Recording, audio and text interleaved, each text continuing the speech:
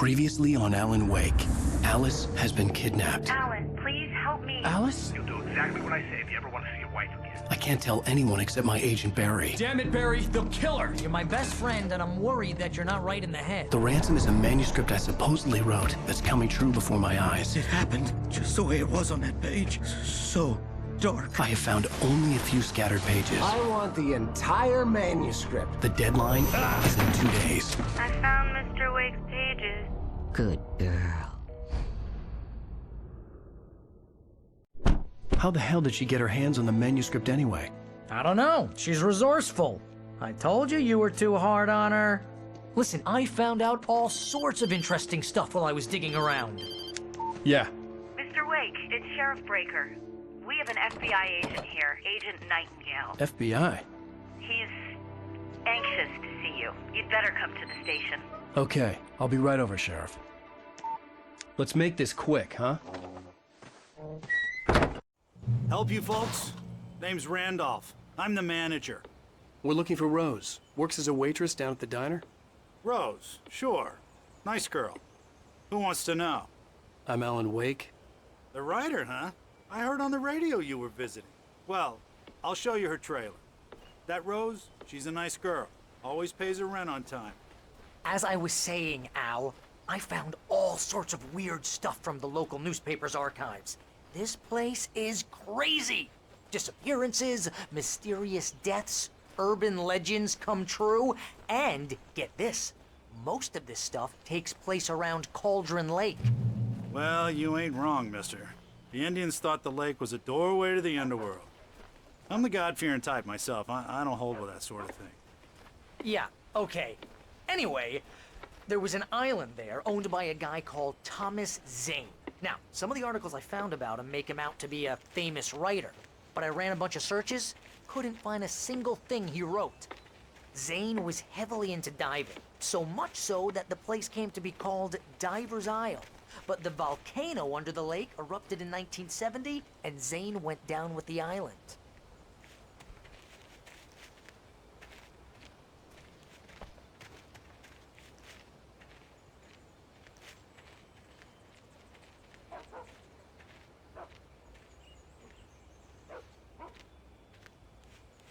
It gets better.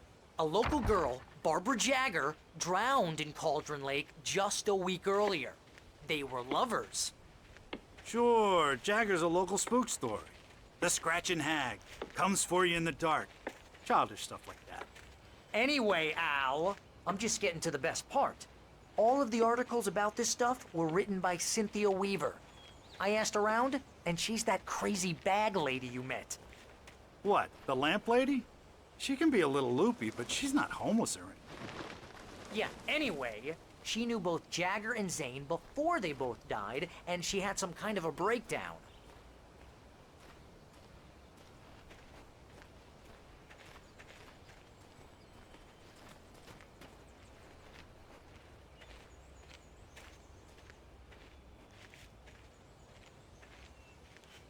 Well, mister, this here's Rose's trailer. You mind me asking what you want with her? We're just here to talk to her, pal.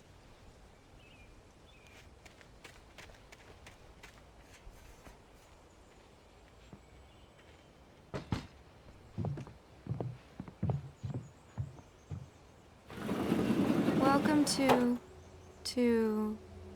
Oh dear, Mr. Wake. I'm so glad you're here. Rose, you have my manuscript? Oh. Oh yes. Yes. Please, come in. Hey, this is really good. Rose, Yes, my manuscript. I really need it. I understand. I know what you need. A muse to inspire you. Oh, for Barry. She doesn't have anything. Yeah, hey, Al. Al, what's... Oh... Barry!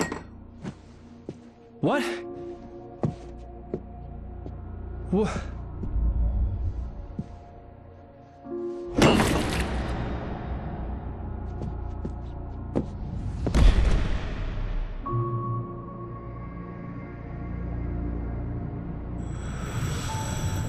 It's coming for you, hiding in my barber's skin.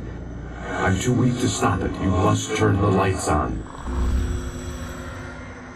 I promised I'd come visit you and your lovely wife. You must finish what you started. I insist. You must turn the lights on. Turn the light on. Back to work, boy.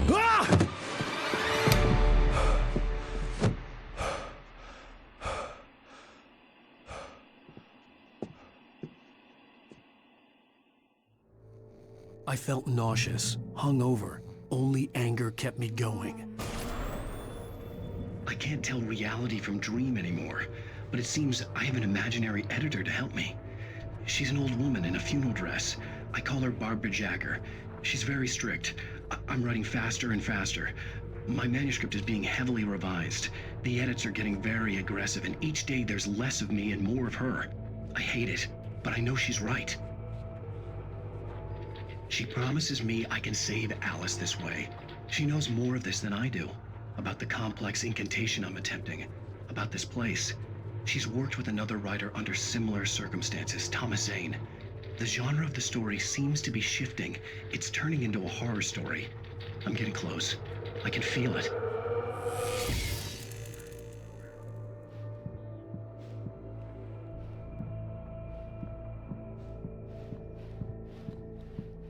Rose took a day from me. I had less than 12 hours left to meet the kidnapper.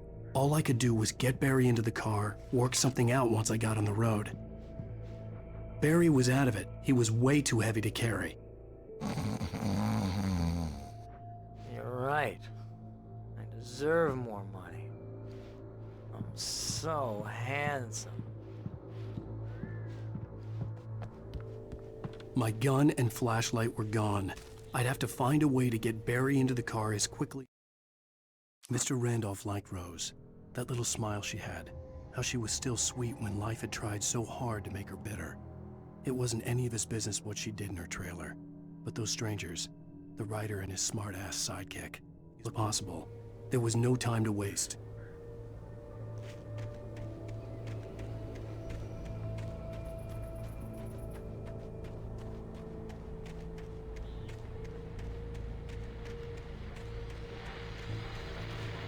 I just stepped outside to catch a breath of fresh air. Let me tell you, the weather's getting heavy. Nights like this make me especially glad I'm here talking to you and not home in bed. Once the weather takes a turn like this, I can't sleep at all. So...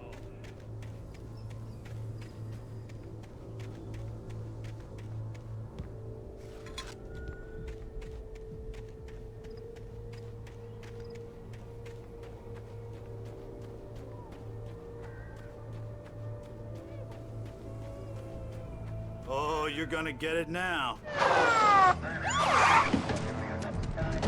God knows what you've done to that poor girl. This is Agent Nightingale, FBI! Get him up, Hemingway! You're under arrest! You move a muscle, I'll unload right in your goddamn face! Stay right where you are, Spillane!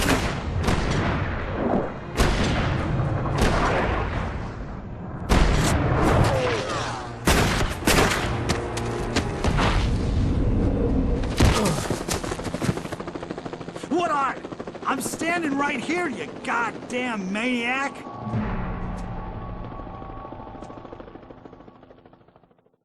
I hated to leave Barry behind, but there was no way I'd miss my appointment with the kidnapper. Give it up, Mr. Wake! Come on!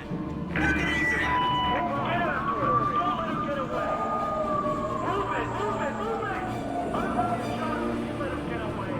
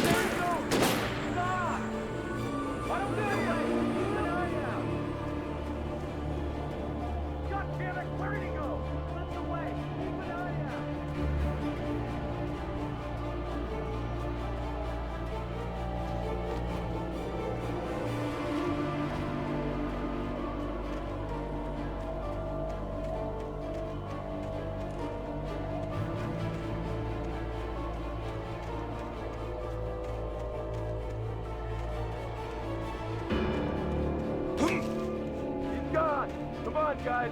We need to head him off.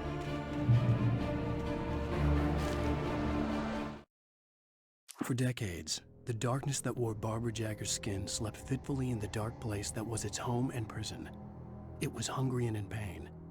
It dreamed of its nights of glory when the poet's writing had called it from the depths and given it a brief, terrible taste of power and freedom. The rock stars had stirred it from the deep sleep the poet had...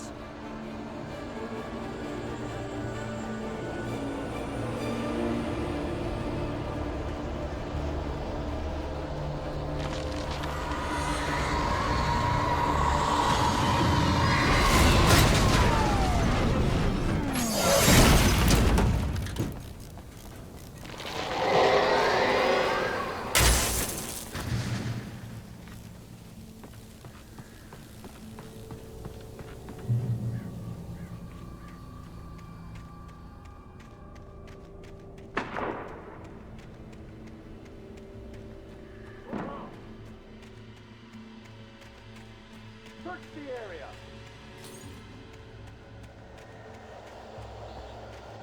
Stay sharp. This way. Over here.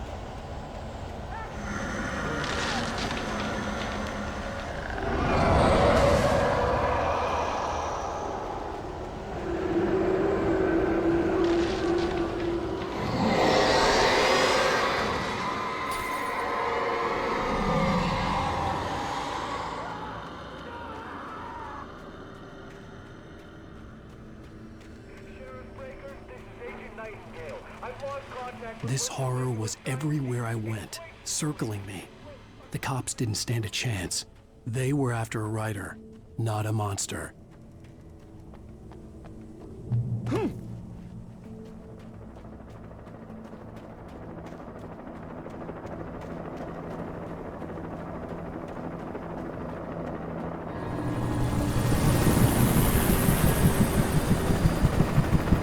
You on the ground. Hold it right there. There's nowhere to run. Freeze!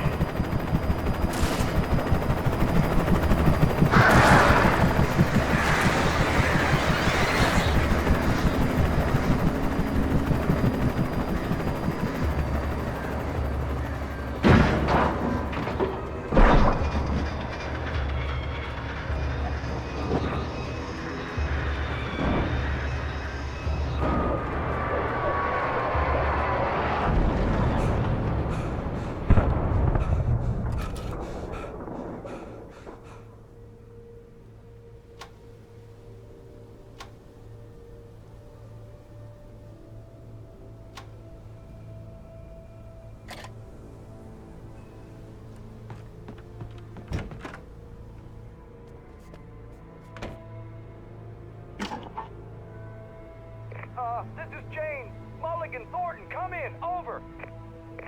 Thornton here. James, we got both Wheeler and Rose in custody. They didn't put up a fight or anything. Why, they were... Hey, Mulligan, what are you doing? Come on. Sit down and give me that. James, Mulligan here. Over. Go ahead, Mulligan. Over. We got Wheeler and Rose here. Wheeler's drunk or hopped up on something. Speaking of which, that Fed had a pretty distinctive whiff of Otis Scotch about him, if you know what I mean. Over. I don't have anything on that, Deputy Mulligan. Over. Well, whatever. Anyway, Rose is just being plain weird here. You better get Doc in to take a look at both. Over. Gotcha. You better get them here quickly. The Fed's gonna want to interview Wheeler. Over. I imagined that the broadcast tower in the distance was part of the local radio station. Maine seemed like a decent guy. Perhaps he could give me directions to the coal mine.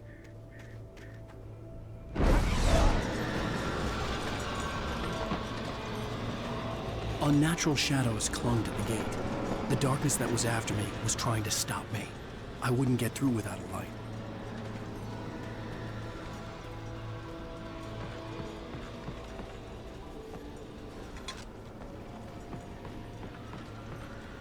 There was no power to the searchlight.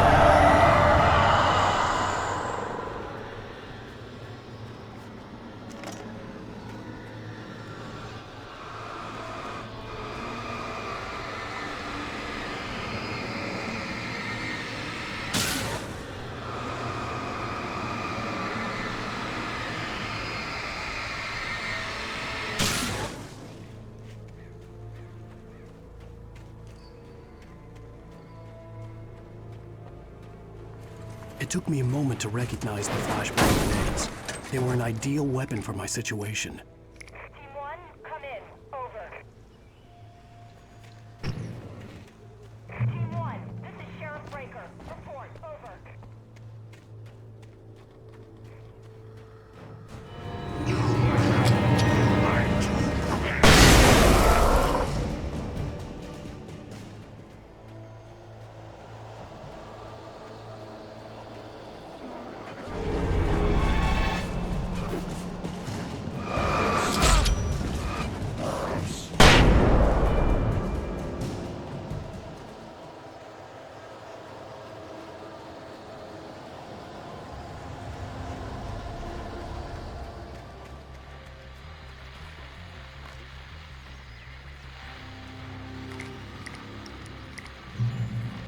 And here's another call. You're on KBF-FM with Pat Maine. It's Milt Peabody, Pat. What's on your mind, Milt? Well, I live near the trailer park, Pat, and there's a big ruckus going on.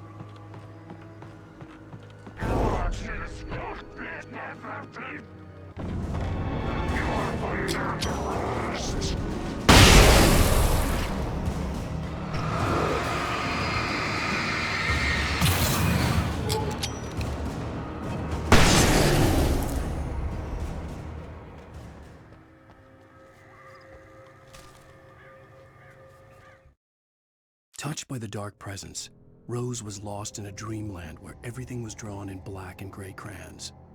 The old lady had promised her that all her wishes would come true. She would be Alan Wake's muse. She was smiling so hard it hurt her face.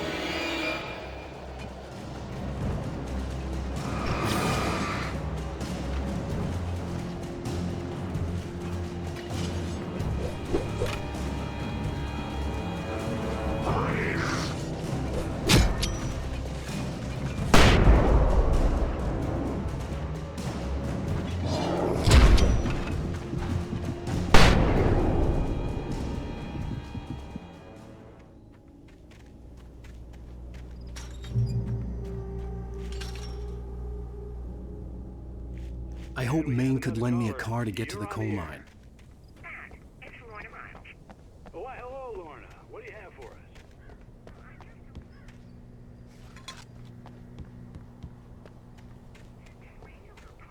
Of course you're going to have trouble in a place like that. I mean, what do you expect? The sheriff should be helping us normal citizens instead of wasting resources on those people. Well, They'll have to try to sort themselves out. I'm sorry, but my granddaddy settled in Bright Falls in 1911. well, thank you very much for that compassionate viewpoint, Lorna. Oh, here's a little surprise. The famous writer Alan Wake just walked in. Folks, I'm going to see if I can talk him into an interview.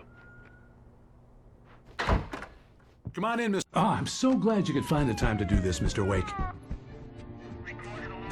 Nowhere to run now, Dan Brown. You back away from me. Don't hurt it. Whoa, everyone calm down. Put the gun down. We're all friends here, right? Cool your jets, Nightingale. We got him.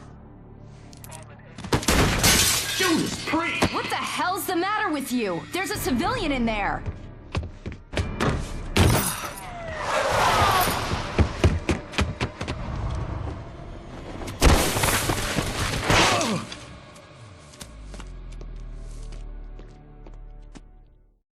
I'll get you yet, even if it kills me, you hear me? You hear me, H.P. Lovecraft? I had fallen off so many cliffs it was ridiculous. That's what you get for naming a book The Sudden Stop.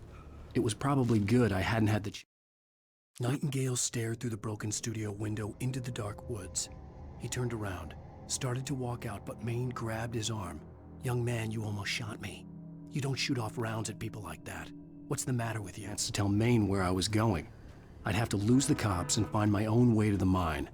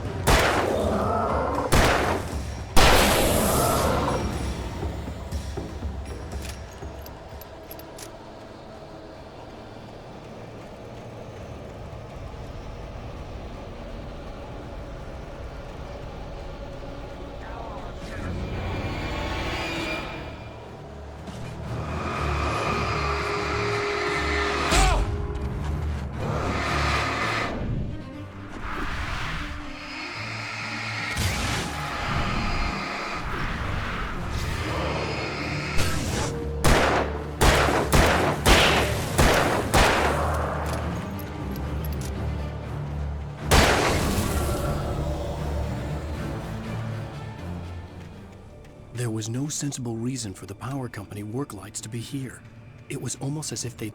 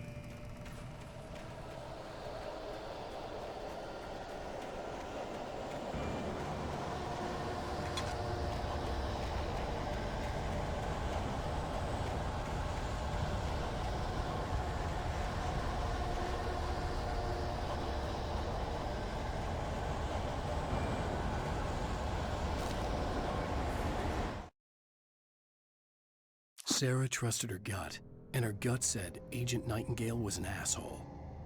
He felt wrong, and it wasn't just the smell of stale booze. It was in the way he flashed his badge, pulled rank, the look in his eyes when he wanted answers. Where was Alan Wake? What was this about an accident? Where was his wife? And most...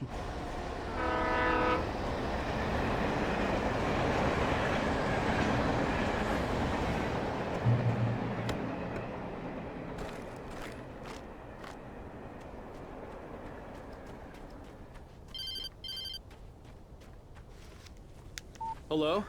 The most stubborn man I've ever met. Alice? Alice? Alan. I'm so afraid. He keeps me in the dark. Please help me. I look at you, Alan, and it's not you. Something else. Looking out from behind your eyes. Alice, I'm here. I'm so alone here. It's all gonna go to hell. You need to be careful. Cooperate. The connection had been terrible, but that wasn't the only thing that hadn't been right with the call. She sounded wrong somehow. The pipe wrenched itself loose from the bridge's steel framework.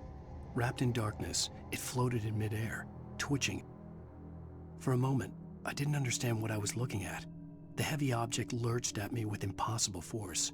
I threw myself out of the way. She had called me. I could see a railway bridge up ahead, and a warehouse of some sort on the opposite shore. I hoped I could find a car from there.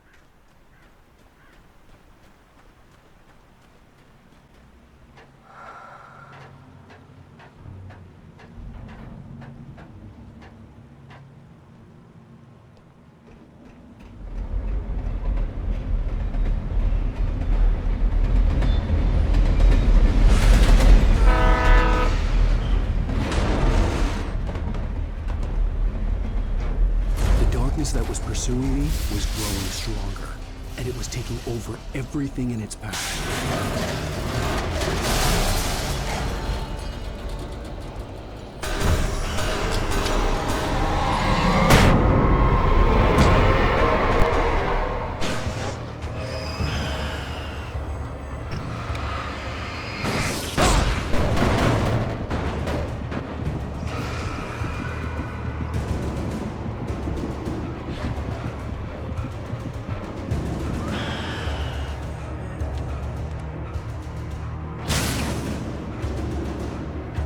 As a teenager, just starting to get interested in writing, Stephen King had been a source of inspiration to me.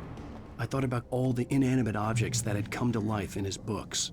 No one is safe in a good horror story, certainly not the protagonist. That's what makes them fun. This was anything but. The darkness could possess anything, and it was getting closer.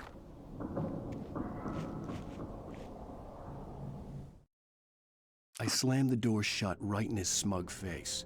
He pleaded for me to open the door. True to form, the asshole actually thought I would obey. I had no sympathy left, no guilt either, not for him. I took a moment to...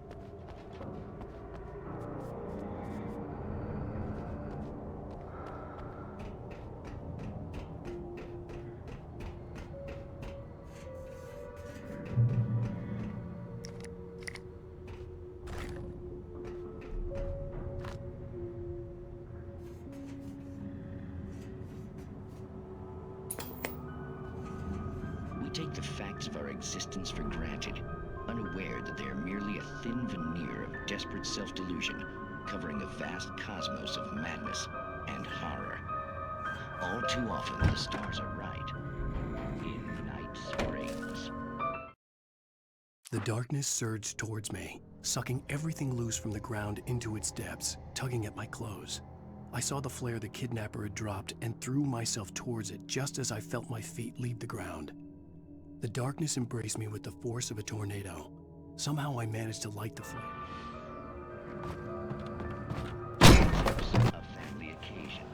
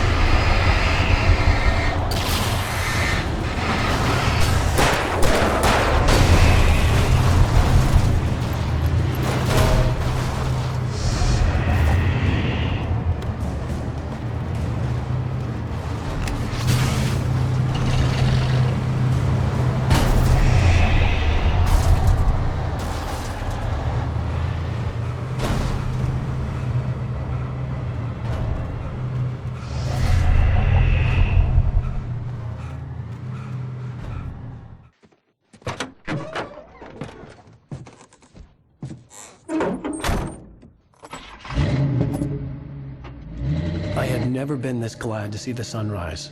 I had a couple of hours to get to the coal mine.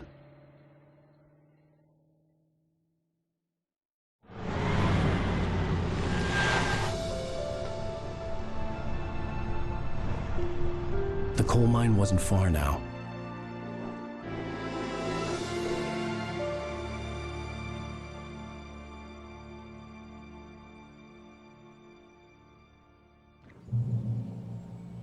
Today, I would meet the kidnapper, and he would give me Alice. I wouldn't give him any other choice.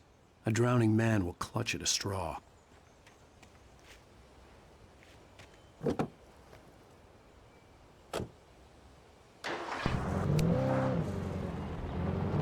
Little by little, without realizing it, I'd come to believe that the story in the manuscript was coming true. The current of its narrative had taken me deeper and deeper into dark waters. Alice had been taken from me. Barry was probably in jail. I was a fugitive from the FBI. The whole world taken over by the dark presence was trying to destroy me. It all felt real, but it matched a textbook case of insanity.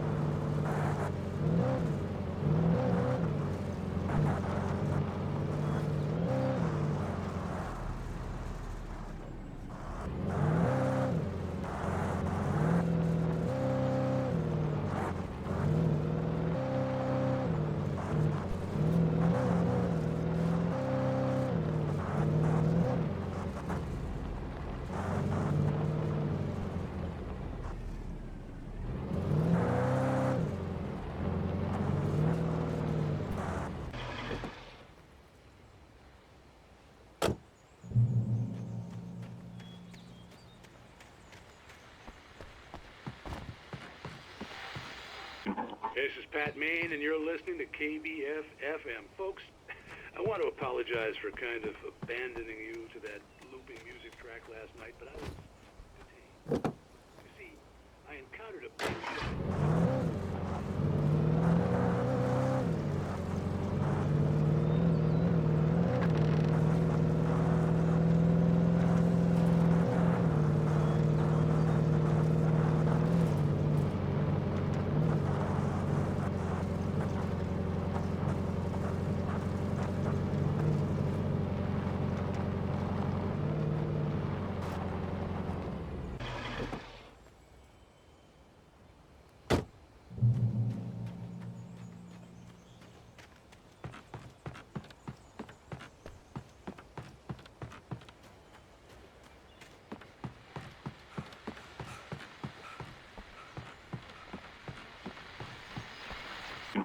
Welcome back to KBF FM. Hope you enjoyed that tune. Now, Doc, you were talking about life and finding that special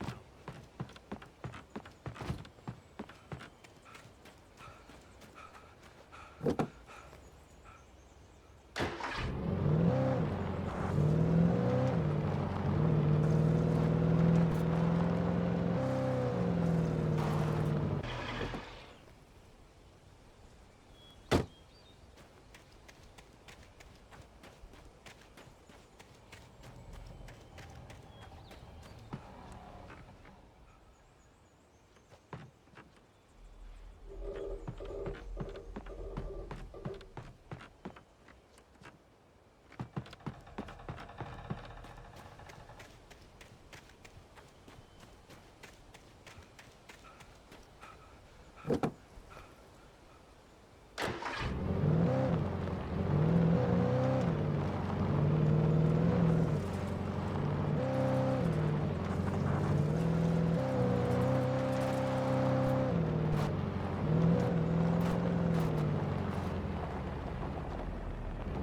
I was early. I was supposed to meet the kidnapper at noon in the main building. The coal mine was quiet. It was a museum now.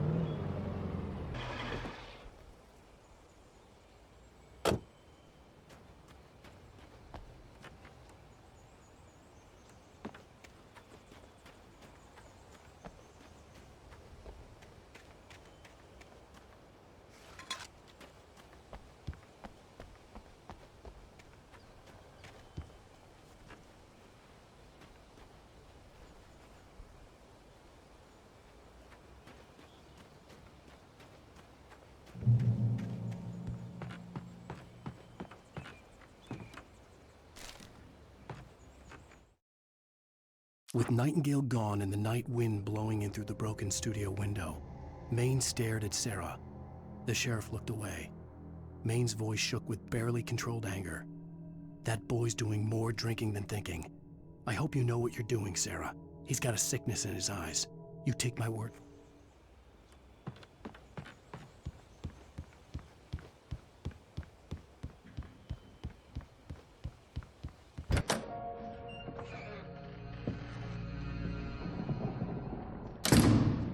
I didn't want to go outside. Cops had to be looking for me. The noon sun turned the place into a sauna. The day dragged on. Different scenarios ran through my mind. Ways of how I'd torture the kidnapper to get Alice back. Or the different horrible things he could have done to her. I imagined her dead. I had no way of knowing she was still alive. It was killing me. I was running on blind hope. It was all a waste of time. The bastard never showed up.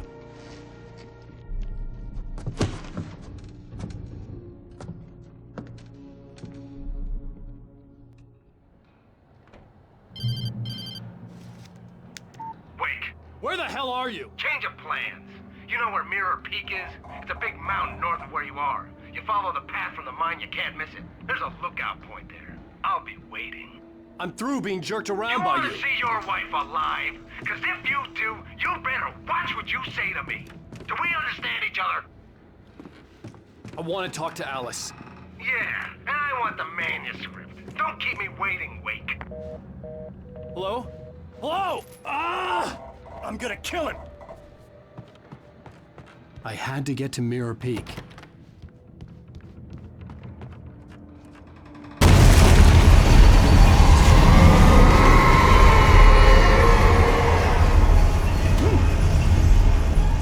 It was close, maybe closer than ever before.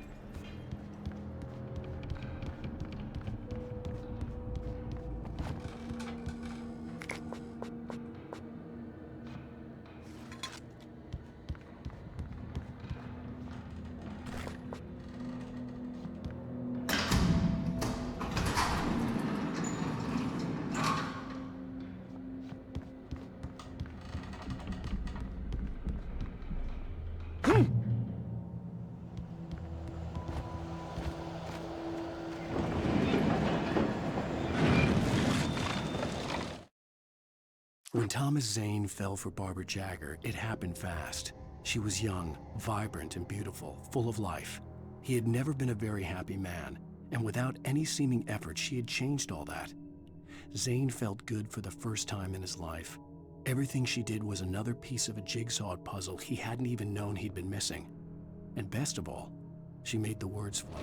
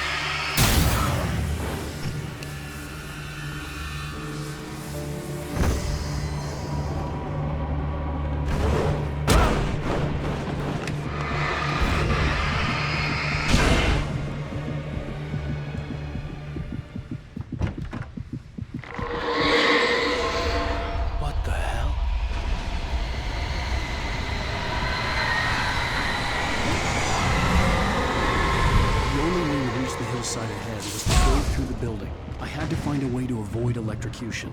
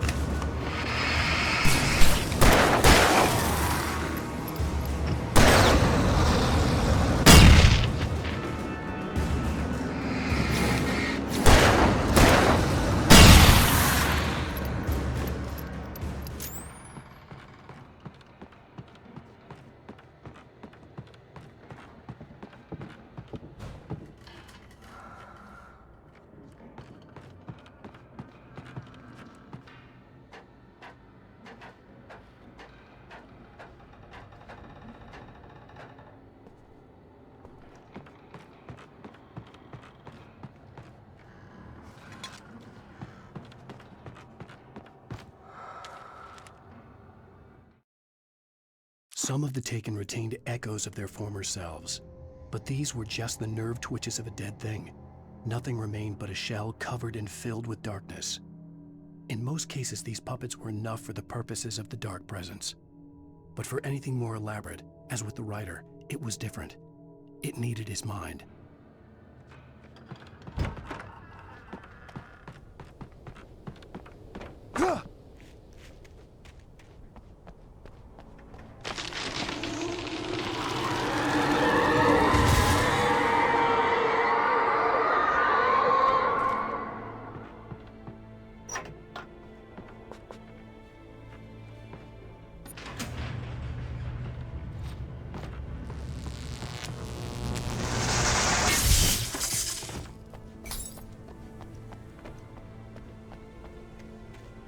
There was no way the flashbang grenades were standard power company equipment.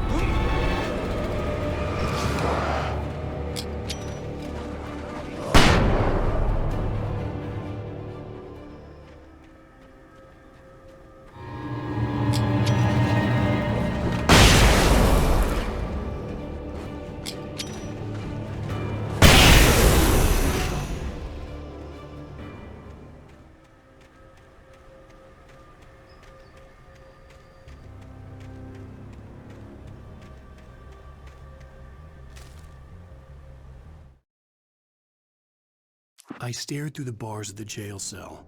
Barry stood behind me, swaying on his feet, looking as ill as I felt. Agent Nightingale stood on the other side of the bars with Sheriff Breaker. Nightingale had a stack of manuscript pages in his hand. He seemed unhinged as he gloated. Well,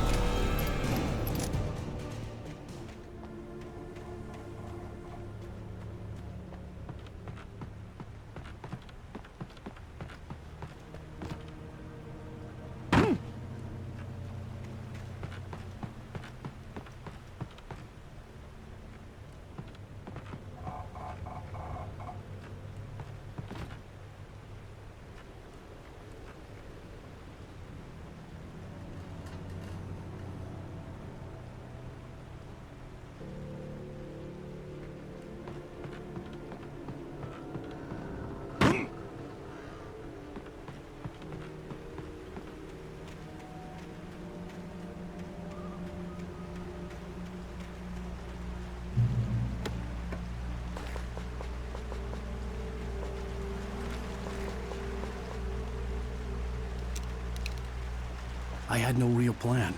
I was going to give the kidnapper all the manuscript pages I had for Alice. If that wasn't enough, I'd hold him at gunpoint and make him talk.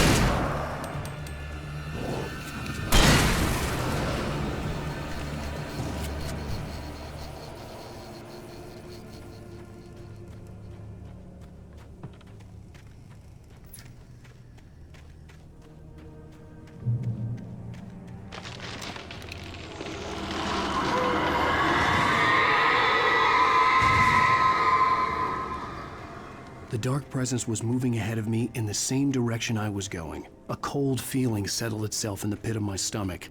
Was it going for Alice?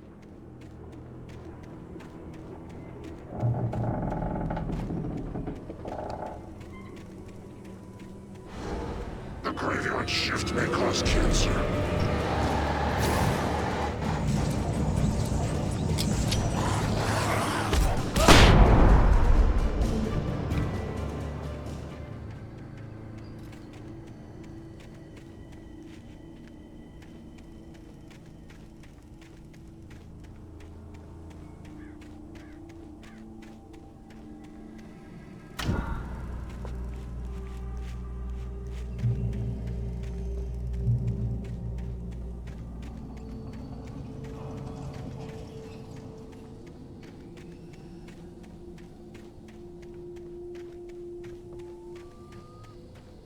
The place was dead, a ghost town. Had been for decades, maybe a century.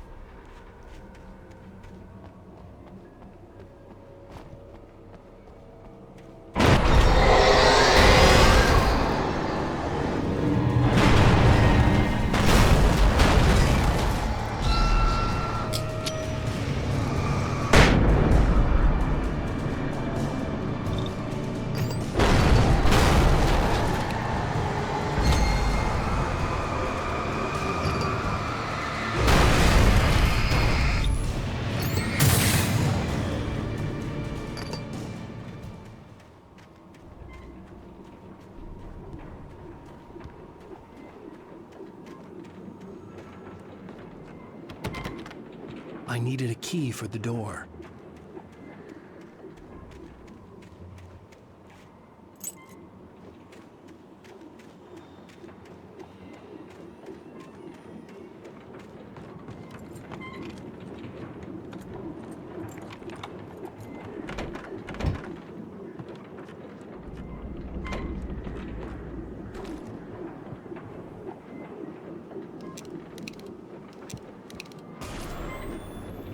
Anything outside of writing is a struggle. I feel ill.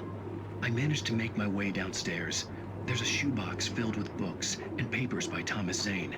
It's very hard to focus, but I managed to read some of it. He's a poet, and a good one. He writes of muses and creators summoning fabulous things from a magic lake. using his powers to shape the world of a realm of gods and dreams and demons, dark things that wait for a chance to slip through, wearing the flesh of men as disguise. Zane writes about himself, his girlfriend being taken over by a dark presence, about growing scared of the lake.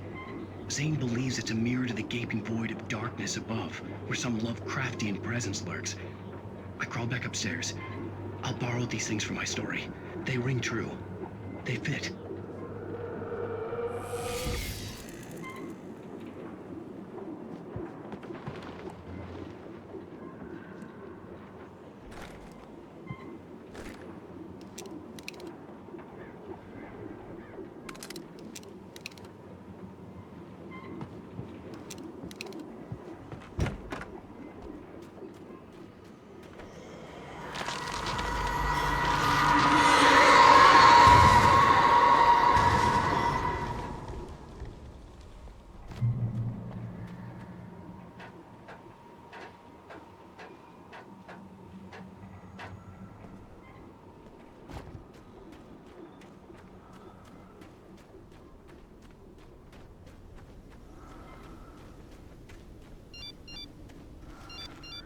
The kidnapper had sent me a text. The message was full of spelling errors and insults. It was telling me to hurry up.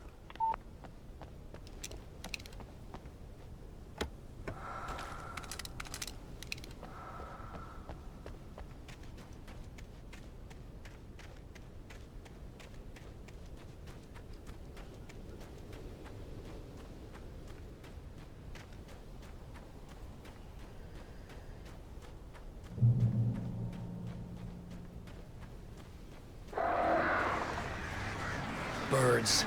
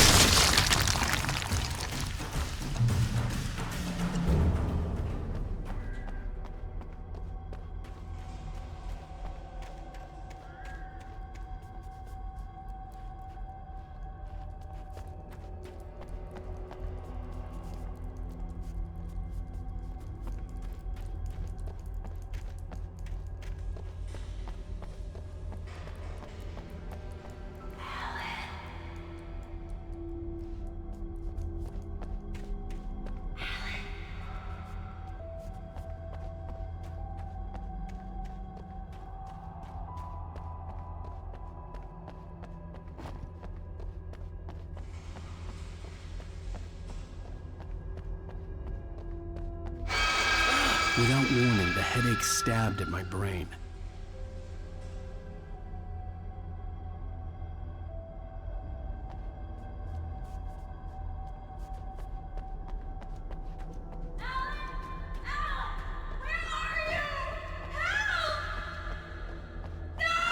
Alice? Alice?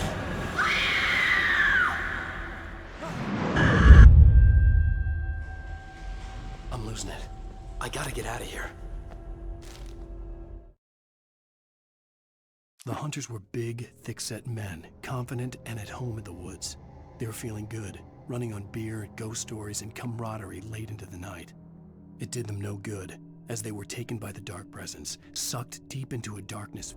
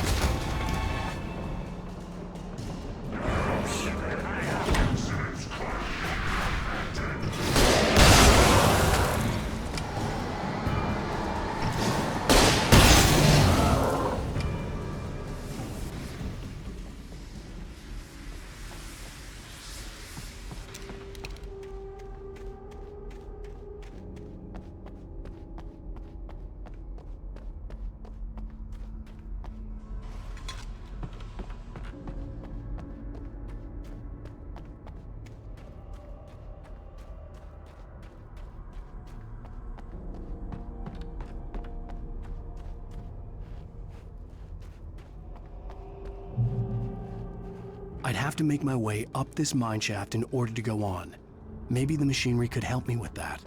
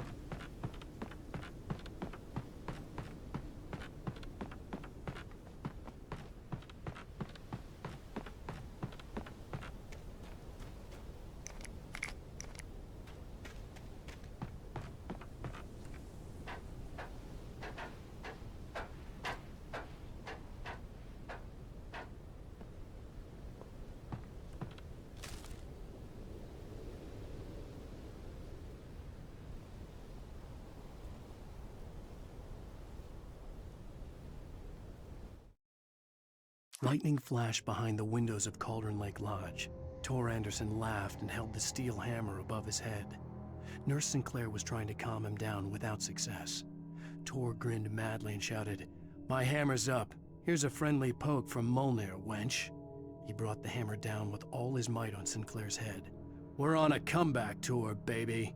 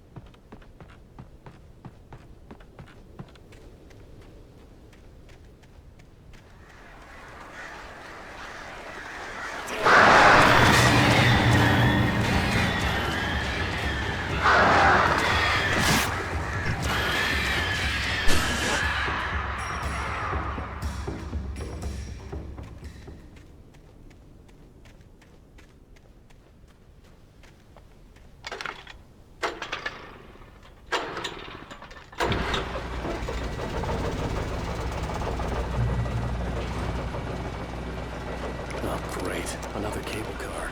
Just great.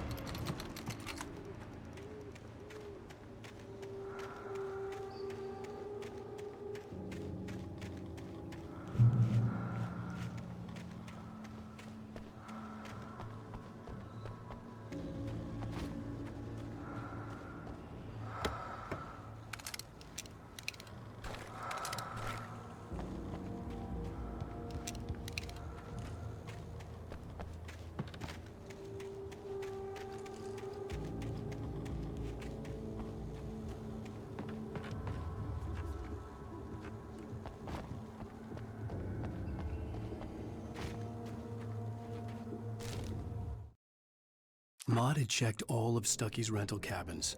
There had been no sign of the Wakes. It was dark when he'd found their car parked at the end of the road by Cauldron Lake. It made no sense. They must have taken a wrong turn, but there was no sign of them, and the car had been there for hours already. Frustrated, Mott stood on the...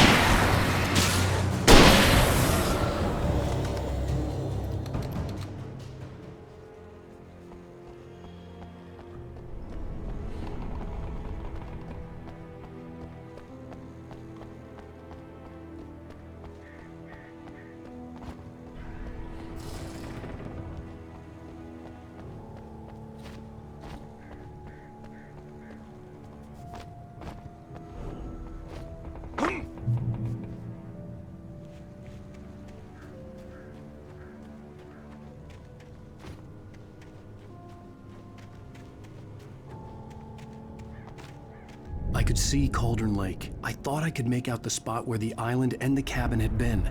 There was a light near it. It had to be a boat.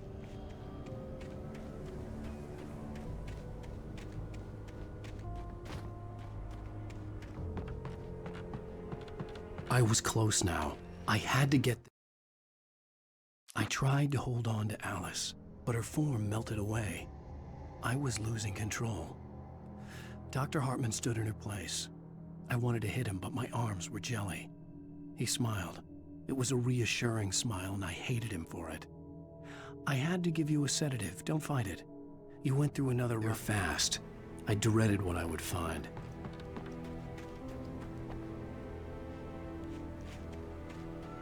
Wait! That you? Wait! Hey, I'm here! I'm coming! No! Get away! I'm sorry. Please, it's late. The boss didn't know who he was messing with. I didn't know. I swear, I didn't know. We don't have his wife. We don't know.